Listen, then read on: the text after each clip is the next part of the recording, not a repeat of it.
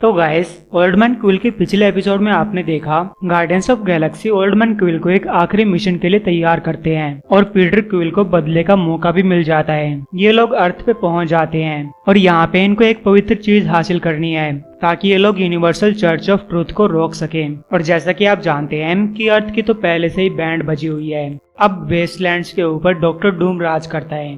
जब Peter quill को इस सारे अत्याचार के बारे में पता चलता है तो वो इनके खिलाफ आवाज उठाता है, जबकि चर्च पीटर क्विल का पीछा कर रहे हैं। The wastelands. कुछ लोग यहाँ पे गार्डियंस ऑफ गैलेक्सी की शिप के पास पहुंच चुके हैं और इस टाइम पे लोग जो कुछ भी काम की चीज देखते हैं उसी को हथियाने में लग जाते हैं। लेकिन तब उन लोगों के सामने एक और शिप आती है, ग्लैडिएटर की शिप। इस शिप से ग्लैडिएटर बाहर निकलता है और बोलता है, अर्थ के लोगों खुश हो जाओ, the universal church of truth तुम्हारे सामने एक प्यार का संदेश लेकर आया है। तुम्हारी मुक्ति करीब आ चुकी है। और अगले कुछ ही पलों के दौरान ग्लैडिएटर उन सब लोगों को मार डालता है और बोलता है, मेरे बच्चों आराम करो, अब तुम लोग एक अच्छी जगह पहुंच चुके हो। और फिर ग्लैडिएटर अपनी टीम से बोलता है कि चारों दिशाओं की तरफ टीम भेजो, हर एक कस्बे, आउटपोस्ट और गुफा को छान मारो। मुझे पीटर क्विल चाहिए और इससे पहले कि उसे वो पवित्र चीज मिले उसे मार डालो और जो कोई भी उसके साथ खड़ा हो उन सब को मार डालो। इधर गार्डियंस ऑफ गैलेक्सी की टीम अगले शहर में पहुंच चुकी है जिसका नाम है पेस्ट पोर्ट क्रीक। पीटर को देखकर लोग बोलते हैं कि हॉर्स क्रीक का हीरो आ चुका है। रॉकेट बोलता है, हाँ वो सब तो ठीक है, लेकिन क्यों ना तुम लोग हमारा कुछ लिक्विड से स्वागत करो। जिसपे ये लोग गार्डियंस ऑफ गैलेक्सी को एक बार की तरफ लेकर जाने लगते हैं। क्विल बोलता है कि मुझे इनके साथ नहीं जाना चाहिए, हम यहाँ पे वर्ल्ड को बचाने के एक मिशन पे हैं। गमोरा बोलती है, मुझे लग रहा है कि कुछ तो गड़बड़ होने वाली है, हमें हॉर्स क्रीक के हीरो के ऊपर नजर रखनी चाहिए। रॉकेट बोलता है, अरे ये तो हॉर्स के पिछवाड़े का हीरो है। तो ये लोग पीटर के साथ अंदर चले जाते हैं। पीटर बोलता है कि थोड़ी सी शराब पीने में क्या ही नुकसान हो जाएगा। अब काफी सारा पीने के बाद लोग पीटर से पूछते हैं कि तुमने रैकिंग क्रू को कैसे हराया। पीटर बोलता है, अरे ये तो कुछ नहीं था, मैंने बस वो किया जो मुझे करना था। तब एक औरत बोलती है, मैं बताती हूँ कि तुमने क्या किया, तुमने लोगों के अंदर उम्मीद जगा दी। दूर बैठा ड्रैक्स कह रहा है, क्या इन लोगों को पीटर के छोटे छोटे हाथ दिखाई नहीं दे रहे? आखिर ये लोग इसे एक हीरो कैसे मान सकते हैं? जिसपे गमोरा बोलते हैं कि इनको मजे करने दो। तब एक आदमी पीटर से बोलता है, अब जब तुम यहाँ पे आ ही चुके हो तो तुम हमारे शहर को बचाने के लिए लड़ सकते हो। पीटर पूछता है, आखिर तुम्हारे शहर को किस चीज से बचाना है? तभी वहाँ पे घोस्ट राइडर्स की गैंग आ जाती है और बोलती है कि हमसे बचाना है। रैकिंग क्रू को मारने वाले के ऊपर एक बहुत बड़ा इनाम लगा हुआ है, जिसपे बार लेडी बोलती है कि यहाँ पे नुकसान मत पहुँचाओ, मेरे पास सिर्फ यही बचा हुआ है। घोस्ट राइडर बोलता है, तुम हमें नुकसान ना पहुँचाने का पैसा नहीं देता, वो हमें एक संदेश भेजने का पैसा देता है। फिर हमें कोई फर्क नहीं पड़ता कि हमें कितने आदमियों, औरतों और बच्चों को मारना पड़े। क्विल बोलता है, आखिर तुम लोग बच्चों को बीच में क्यों ले आते हो? और अपना सिर उसके सिर से भिड़ाता है। लेकिन फिर पीटर को अपनी गलती का एहसास हो जाता है क्योंकि उसका बूढ़ा सिर भी दुखने लगता है। और फिर पीटर उस घोस्ट राइडर की गैंग से लड़ने लगता है। पीटर उनको पंच करता है।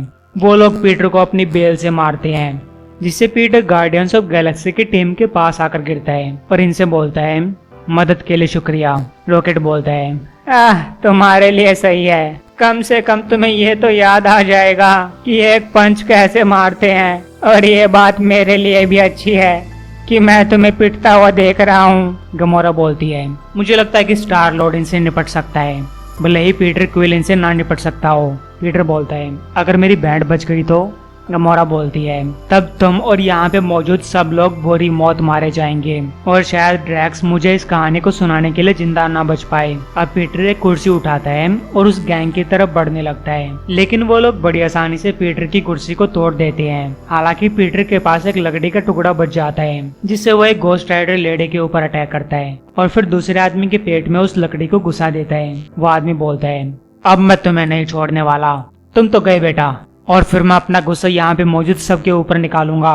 लेकिन पीटर उस आदमी की बेल से उनका गला घोट देता है और बोलता है, नहीं तुम नहीं करोगे। तो गाइस, गैंग के 3 मेंबर्स में से 2 लोग मर जाते हैं। अब बचती है सिर्फ एक औरत। पीटर अपनी गन निकालकर उसके सिर के ऊपर तानता है, लेकिन वो गन नहीं चला पाता और उस औरत से बोलता है कि तुम यहाँ से भाग जाओ। जिसपे वो औरत भागते हुए बोलती है, तुम बहुत बड़ी गलती कर रहे हो, मैं अपने बाकी साथियों के साथ वापस आऊंगी और तुम सबको जला दूंगी। रॉकेट बोलता है, अच्छा तुम और तुम्हारी कौन सी आर्मी, जितने लोगों को लेकर आना है ले आओ, हम सब उनके पिछवाड़े पे लात मारेंगे। और फिर रॉकेट अपनी टीम से बोलता है, क्या ऐसे क्या देख रहे हो, आखिर उनके पास कितनी बड़ी आर्मी हो सकती है। अब बार लेडी पीटर से बोलती है, तुमने इस बार को बचा लिया और यहाँ मौजूद हर किसी को बचा लिया, आखिर मैं तुम्हारा शुक्रिया कैसे बोलूं। पीटर बोलता है कि मैंने ऐसा वैसा कुछ नहीं किया, बल्कि मैंने सिचुएशन को और खराब बना दिया।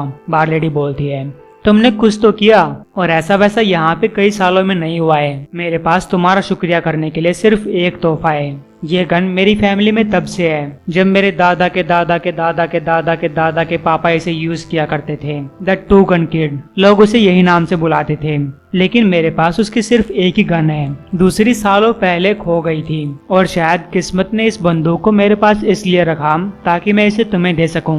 बेशक टू गन किड यहाँ पे लड़ने के लिए ना हो, लेकिन तुम हो, इसे ले लो और उनको याद दिलाओ कि रेड स्कल ने हर किसी को नहीं मारा और तुम इन लोगों के खिलाफ खड़े हो सकते हो। अब सीन चेंज होता है। मैंटिस बहुत घायल है और वो बोल रही है, तुम हम में से कुछ को जरूर मार सकते हो, लेकिन गार्डियंस तुम्हें रोक के रहेंगे। ग्लैडिएटर बोलता है, आज नहीं तो कल तुम सब के सब जला दिए जाओगे।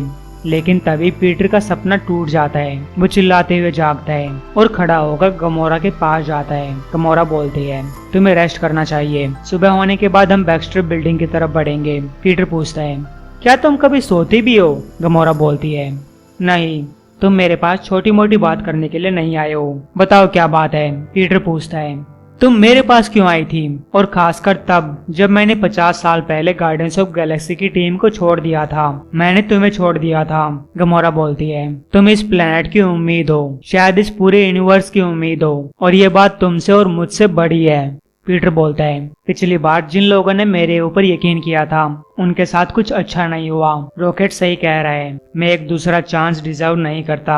गमोरा बोलती है, हो सकता है कि तुम एक दूसरा चांस डिजर्व नहीं करते, लेकिन ये अर्थ डिजर्व करती है। अब इस प्लैनेट की उम्मीद तुम्हारे कंधों के ऊपर है, इसलिए तुम्हें बैक्स्टर बिल्डिंग के अंदर से वो हथियार हासिल करना है। और गाइस हम देखते हैं कि रॉकेट इन दोनों की बातों को सुनकर रो रहा था। वो वहाँ से खड़ा होता है और दूर जाते हुए बोलता है, आखिर ये लोग मुझे सोने क्यों नहीं देते, और इस गधे को देखो, ये तो बड़ी आसानी से सो रहा है, मेरा पेट अब पहले जैसा नहीं है। और जब रॉकेट पहाड़ी से नीचे देखता है तो चौंक जाता है, क्योंकि वहाँ पे घोस्ट राइडर्स की आर्मी आ चुकी है। ये लोग रॉकेट के ऊपर अटैक करते हुए बोलते हैं कि तुम्हें अपने किए की कीमत चुकानी पड़ेगी। वो लोग रॉकेट के गले में अपना फंदा फंसा देते हैं। गमोरा बोलती है, क्यों ना तुम अपनी बराबरी के आदमी से लड़ो, और अपने चाकू से उसे मार देती है। लेकिन गाइस नीचे से बहुत सारे घोस्ट राइडर्स पहाड़ी के ऊपर चढ़ रहे हैं, और ऊपर आने के बाद घोस्ट राइडर्स की गैंग इनको पकड़ लेती है। ड्रैक्स बोलता है, कमीनो मुझे छोड़ दो, लेकिन ये लोग गार्डियंस ऑफ गैलेक्सी की टीम को बेहोश कर देती हैं।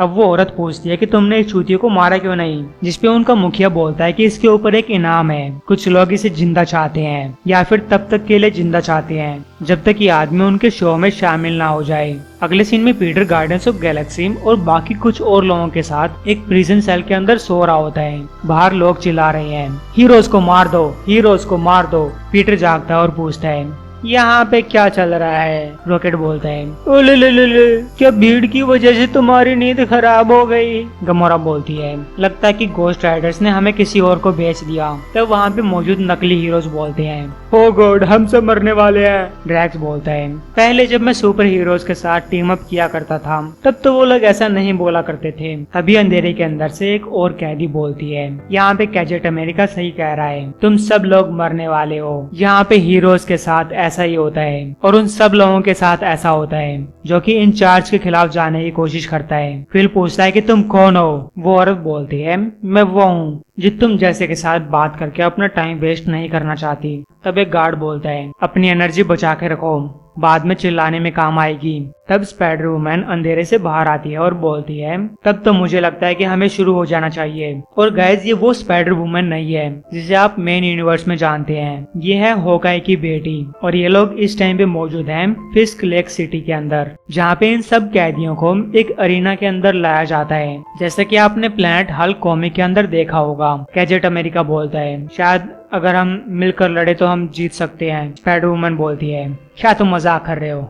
है अपना थोपड़ा देखा है? तू तो बेटा सबसे पहले मरेगा।